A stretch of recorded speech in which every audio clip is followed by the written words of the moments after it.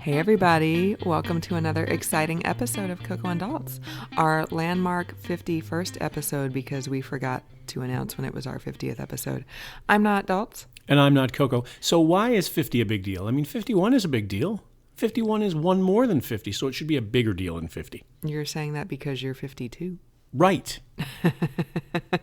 Every episode for us is a landmark episode because nobody listens. So Well, and nobody has shut us down yet. Yes. The FCC hasn't gotten to us yet. So the fact that we've made it this far is pretty good. Yep. So I'm not Dalts. I'm still not Coco. Oh, we did yeah, that we already said that. Yeah. Okay, Yeah. sorry. And tonight we're talking about the Oscars, Oh, which, yeah. if you're listening to us in real time, happened last night. So, Dalts, why don't you take it away? So the Oscars are an award ceremony that it's given out to... I think people know what the Oscars are. Oh, okay. So the Oscars was a big deal. It was a big deal because many awards were given out. I think people still know what happened to the Oscars. Can you tell that we didn't watch the Oscars? So we don't watch the Oscars because we don't like award shows for art. And you may know that by listening to one of our previous podcasts in which we stated that.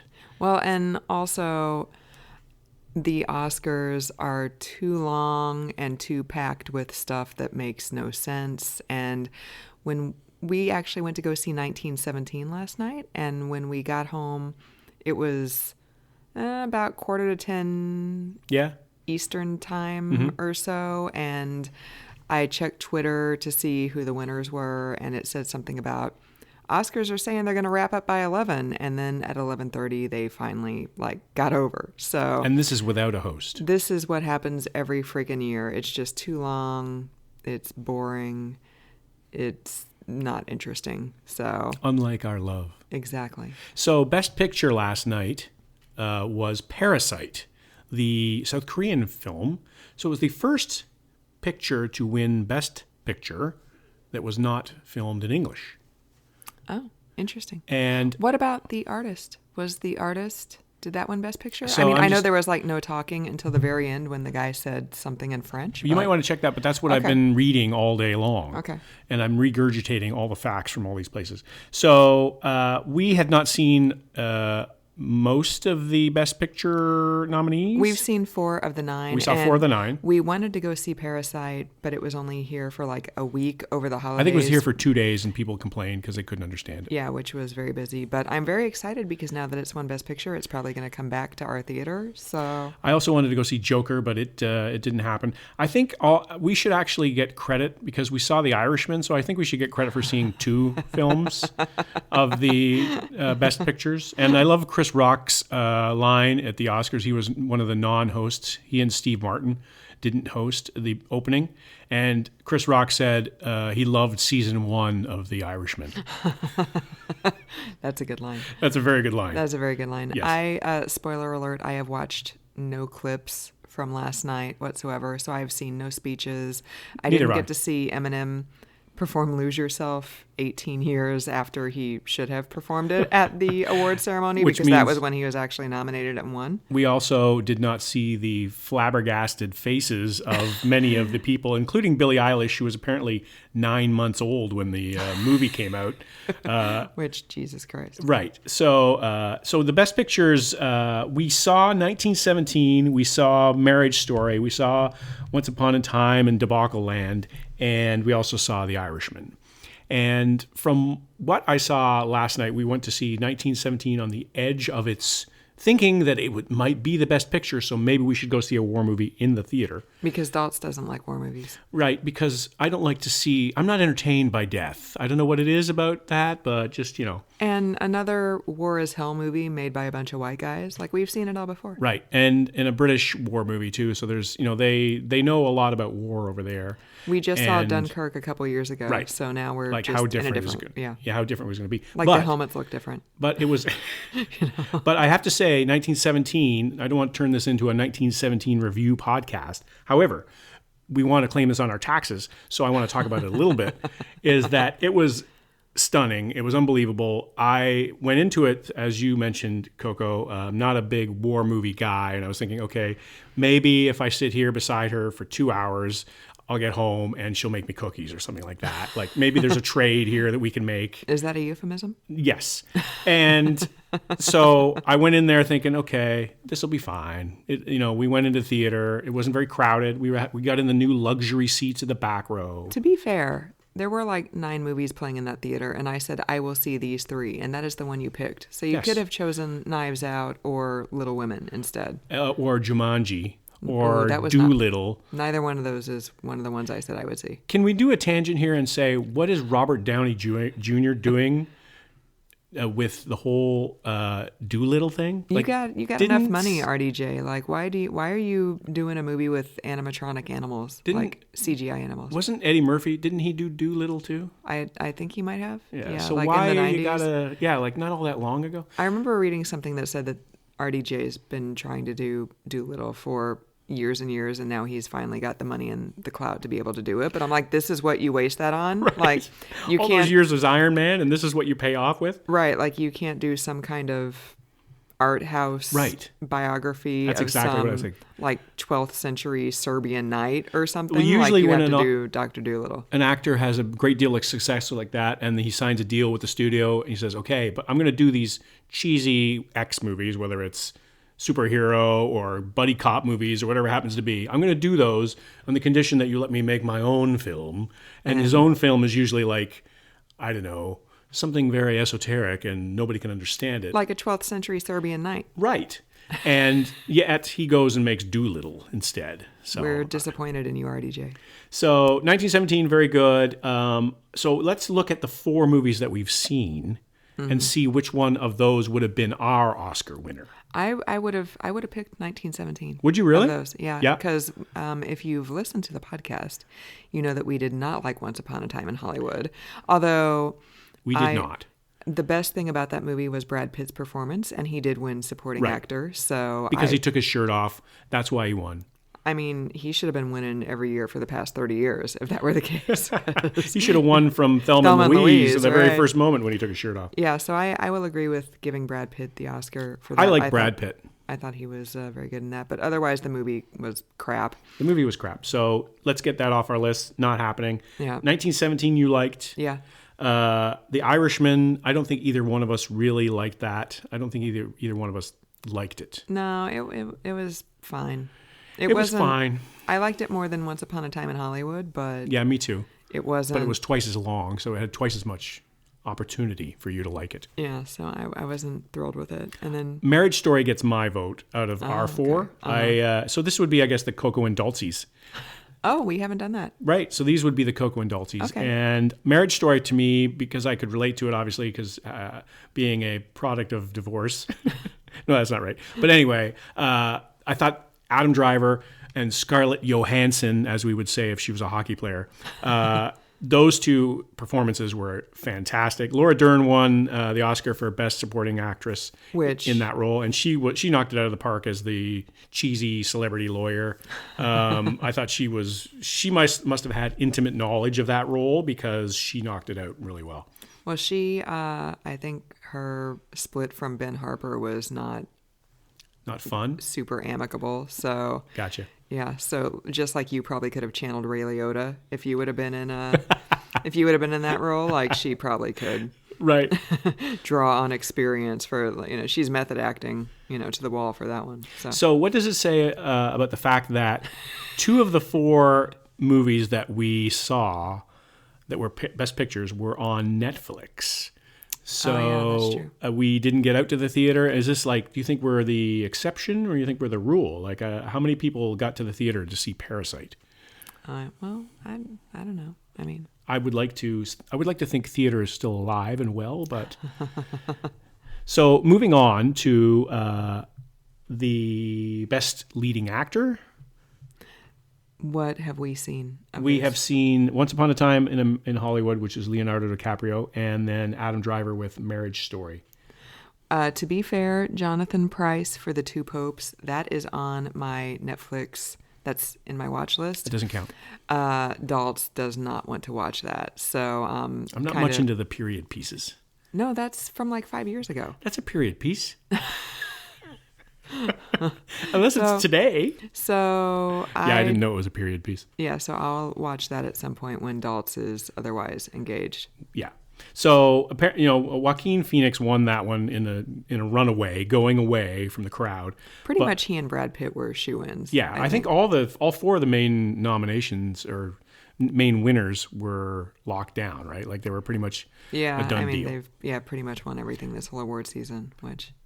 So Adam Driver, like I said, he was fantastic. So and Daltz does not like Adam Driver. So if Daltz I don't know where you get this impression from. Because you don't like Adam Driver. No, because I didn't like him in the Star Wars movies. I thought he was like he was Darth Vader all over again. I didn't think he was actually bringing anything to the role. Nothing personal against him. He was really good in the hype or the heist movie with. I'll think of it before we move on. But he and okay, let's move on because I'm not going to get the name. Okay. Best leading actress.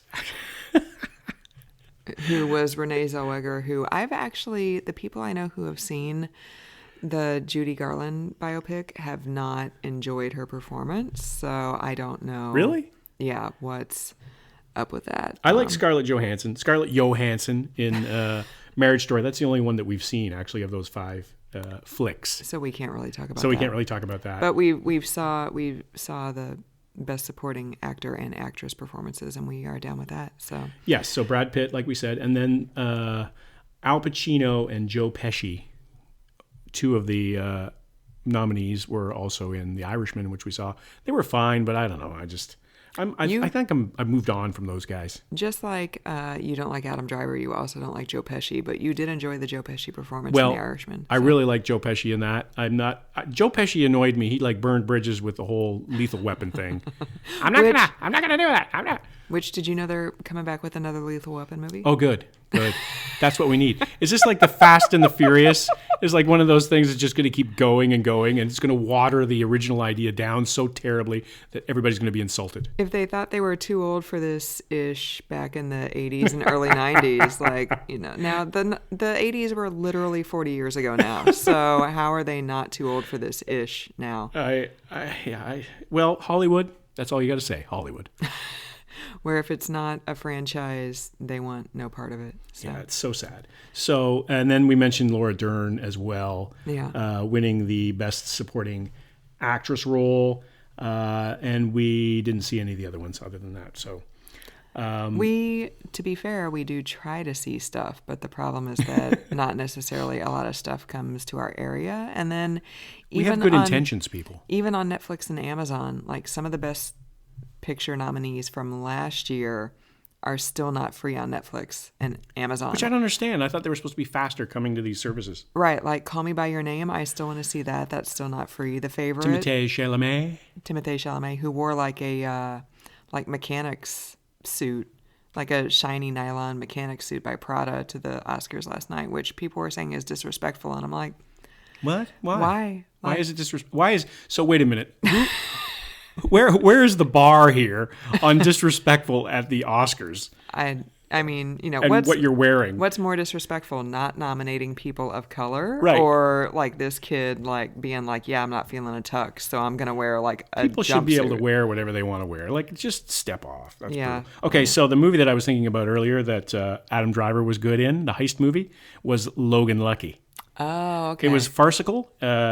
Channing Tatum was in it, and your boy Daniel Craig played a redneck. He was really good in it. That was actually a pretty funny ride. And Adam Driver had some range there. So like, I think it's just the role. I think it's just the Darth Vader role or whatever he was. Kylo Ren. Yeah. So he son of Han. Well, to be fair, the Star Wars movies are not exactly known for their stellar writing. Right. So, well, there's not a lot of opportunity there to act, right? Right. Especially in the final movie where he didn't do a whole lot. Right. Right. So. And where the movies have been pretty much remakes of all the other movies, the But- earlier movies in the series. But we're not here to talk about Star Wars. No, so what 'cause- else do we want to talk about with the Oscars? What else are you thinking about the Oscars, Coco? Well, so as we said, we didn't actually watch the Oscars. You don't have to keep saying that. But yeah, so Eminem performed, which I'm not entirely sure why that happened. See, We got in the Wayback Machine somehow. this is one of the issues I have with not watching the Oscars, like I said, is that they're just every year they're like, we're going to keep it tight this year. We're getting rid of the host. We're getting rid of all this other stuff. And it's going to be like 2.5 hours long, like the Golden Globes, because everybody loves the Golden Globes. Mm-hmm. And then it ends up being 4.5 hours long because they get And rid of the nonsensical, host. too. They get rid of the host, but then they bring in, they have like, you know, some kind of tribute to the music of film during the Weimar Republic. And then they have like, you know, like the 60th, I missed that. like the 60th anniversary tribute to like How Green Was My Valley winning Best Picture. Like they get rid of all the stuff that should save time, and then they just stuff it full of all this other stuff that nobody gives a crap about. So here's what And- they should do. I've got the solution for the Oscars. Okay. So give the awards out like you do. You know, contain that a little bit better. Right. I mean, they do as well as they can because they play people off and everybody always gets ticked off and all that sort of stuff. But they do as well as they can. But then they allow like Joaquin Phoenix and Renee Zellweger to ramble on for like 4 minutes. But And- so what they need to do is have a host who keeps things on schedule, which is impossible, I know, but somebody who's like Ricky Gervais, only not Ricky Gervais with, you know, he doesn't give a crap about anything because that'll just throw things down the hill. So And- you need to do that.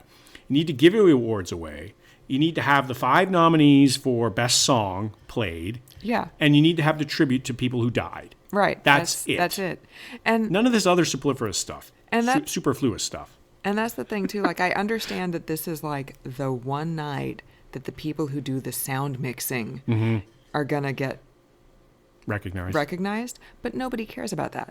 So why don't you move all the stuff like costume design and sound mixing and sound editing, like move all that to like the day before, and they can have their own ceremony, and then you can throw up like, you know, the 5-minute clip of these are all the winners Yep. and these are snippets of their speeches. Yep. Like, you know, I understand that nobody cares about these people the other 364 days of the year, but when you're looking at a 4.5 hour long Right. Oscars telecast that everybody complains about every year.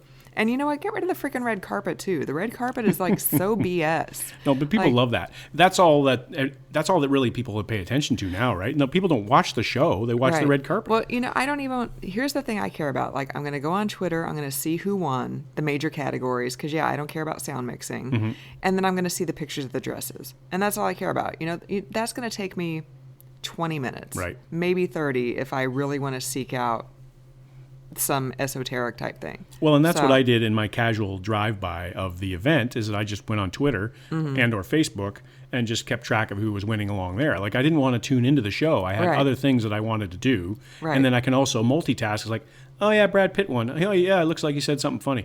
Okay, Yeah. good. Like I didn't need to sit through 5.5 hours of TV in Right. order to watch 3 minutes of Brad Pitt. Right, exactly. So, Or if I wanted to see Brad Pitt, I'll go on YouTube and watch it the next day or an hour Right. later or whatever it happens to be. yeah, totally. Especially with it being a Sunday night, and I know this is such like an old complaint, but like I gotta work the next morning. Right. Like I gotta get up. I got somewhere I gotta be at 8 a.m. Like if I have to get up at 6 o'clock, or if you have a dog who has to get up in the middle of the night, 5:54, because she can't wait another 6 minutes until your alarm goes off. You're not bitter. Like I'm not staying up until like midnight to watch the whole show and then get ready for bed and then go to bed. And then, Here's what I don't understand about this whole Oscars telecast thing is it's what Hollywood does. They put on a show. That's what they're equipped to do, and yet they fail every year. So why not make a weekend of it? Do Friday night is the production night, and then you have red carpet for those people, and then stream it at the same time. Oh, that's a good idea. And then Saturday, have the main event. Have like all the big, you know, the actors and the best picture and the best director and best song and all that. And then, or maybe during the day, have a concert with the 5 song nominees playing. Oh, yeah. And then at night, have the awards. And then Sunday, everybody is hungover. And then Monday, you go to work. Like, instead of this whole Sunday night business and jamming it all in. And I mean, I know Hollywood's not real life, so nobody's going to work on a Monday in Hollywood. Right. But it would make it a little bit more accessible for us. I don't know. It's still an industry town. I mean, the everyday people, yeah. Yeah, the everyday people. But all the people that are filling the hall there and right. watching the nominees, and Billie Eilish, she's not getting up at 7:30 right. on a Monday to go to work. Like Joaquin Phoenix is eating his like Beyond Burger at midnight, and then he and Rooney Mara are sleeping until 11 to right. sleeping it off. When the maid rings the bell right, downstairs or whatever it happens to be. So this is when I was in college back in the 90s, which I understand. You know, some of you might not have been born then. It's almost before the internet. Like that was back when it was the Super Bowl for women. So my friends and I, we would do all of our work. We would have it all done by like 5 o'clock on Sunday, all of our homework. And then we actually bet on the major categories. It was just like a quarter a category. So it was like vending machine money, right? It wasn't like cow patty bingo or anything like that? No, not at all. Even though I did go to school in northeastern Missouri. Okay, that's why I was asking. So we just, bet a quarter each on, like 6 or 8 major categories. And then we would just turn on the red carpet and we would just sit there and we would like order pizza. And it was and you so wouldn't great. really pay attention, right? You it was in the background. No, we watched the whole thing. We watched the whole thing. And now Nobody talked? Now here I am 20 years later, and I'm like, yeah, I don't want to watch this. Yeah. Like, every year, Daltz is like, hey, should we watch the Oscars? And I'm like, no, absolutely not. I'm not watching this. Even though we should, because we have this podcast. Because we do the podcast. And we have... I felt a professional obligation. That's why I wanted to watch it. And I'm the one who's like, I'm not going to work. Like, let's just, let's go to a movie. Or you watch it, and I'll just drink. Like, I think that was seriously one of the options. When you were like, should we watch the Oscars? I was like, you watch them. I'll go in the other room, and I'll have Netflix on my computer. And right. You were boycotting the Oscars, and I was a diligent, determined, dedicated employee of Coco and Daltsies, Inc. I'm sorry, podcast listener, that Daltz wants to make this like a really good experience for you, and I'm just cock blocking it. So sorry about that. Way to go, Coco. So, any other thoughts on the Oscars? Do we want to talk about Eminem, or do we want to just move on? I think we already talked about Eminem. Enough, you think? Yeah. Okay. I can't really think of anything else I want to talk about, and the producer is looking at me like I should refer to my notes. I'm excited that Parasite's probably going to come back to the theater. Like, I really want to see it. Mm-hmm. Do you think that was a reactionary, like, let's not give it to a white guy victory? Or do you think... I mean, I haven't seen the movie, so from all accounts, it's brilliant. But everybody... That doesn't necessarily lock down an Oscar. Right, yeah. No, everybody that... All the reaction I read said that, like, this was the right call. It wasn't clearly, like, a crash situation where everybody's like, oh, my God, this is horrible. Or the infamous Shakespeare in Love. I'm the only person in the world who doesn't have an issue with Shakespeare in Love winning the Oscar that year. Really? Yeah. What were the other nominees? To put you on the spot? Well, it was Saving Private Ryan. That was the one it beat out. See, I could see that because it's a war movie. Yeah. And it's Steven Spielberg. Right. Who won director. But it's his movie. Usually the movie and the director are the same, right? Yeah. Sometimes they split the vote. But yeah. Maybe because I haven't seen either one of them in the 20 years since they both came out. Mm-hmm. If I rewatch them now, I might feel differently. But I just felt like at the time...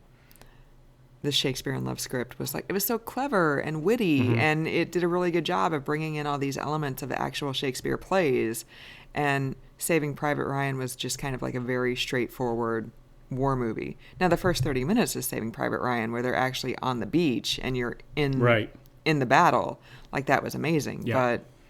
But beyond that, it's like, okay, well, they're going to save this guy's guy whose family is all died in the war, and, okay, great, whatever, which I kind of felt like there were some elements of that in 1917 because they had to go save the brother from being ambushed by the Germans. And there were a couple of other things too, but I didn't feel like I wasn't sitting there like, oh, great, Saving Private Ryan in World War I, I wasn't unhappy about that. But also one of the best subjects of parody of the David Letterman top 10 lists when it was when he used to do best porn movie names, and it was Saving Ryan's Privates. Nice. So I thought that was worth putting into the podcast. Are we going to end on a porn note? Is this a good place to wrap up? Oh, the music's playing. So When we referenced porn. Yeah, the producer actually is out of the booth. He's gone. We've lost another producer. This isn't episode 51. This is episode 69. No. Dear listener. No. Now we've got to cut that out. Okay, for another week, I think we're shambolic now at this stage. So, for this year's Coco and Daltsies, I'm not Dalt. And I'm not Coco.